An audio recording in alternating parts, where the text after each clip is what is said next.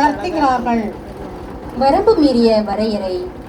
மடி நிறைய பாசத்தை சுமந்தவள், முந்தானையில் முகம் துடைத்தவள், இரவு பொழுதுகளில் இமைவெளித்து காத்தவள், ஈர கைகளால் அள்ளி எடுத்து முத்தங்களால் முகத்தை நிறைத்தவள், நெஞ்சோடு அணைத்து கொஞ்சிய மகனின் உடல் தன் மடியில் கொஞ்சமும் அசைவற்று கிடப்பதைக் கண்டு உறைந்து போய்விட்டாள்.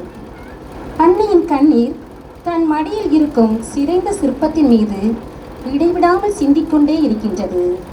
தெய்வமே, இங்கு தேம்புகிறது தேற்றுவார் எவருமின்றி.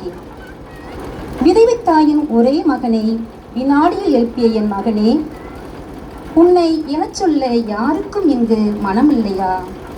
ஐயோ என் மகனே, என் உடலை உன் மடிதானே சுமக்க வேண்டும். இதுதானே இயற்கையின் வரையறை. நல்லதுக்கு மட்டுமே பாடுபட்டு பிறர் செய்த பாவங்களை தாங்கிய உன் உடலை என் மடியில் அல்லவா தாங்கி நிற்கிறது. ஐயோ என் செல்வமே, உனக்கும் எனக்கும் இப்படி ஒரு வரவு மீறிய வரையறையை, மனித நுண்ணியத்தை மார்பிடம் விட்டு தீவினை செய்யும் இவ்வுலகில் தேவைக்கு துணை போகும் மனிதர் மத்தியில் நாம் எங்கே நிற்கின்றோம்? சிந்திப்போம். ஜெபம். இறைவா, நாங்கள் நடக்கும் பாதையில் நீரே எங்களுக்கு வழித்துணையாக வாரும்.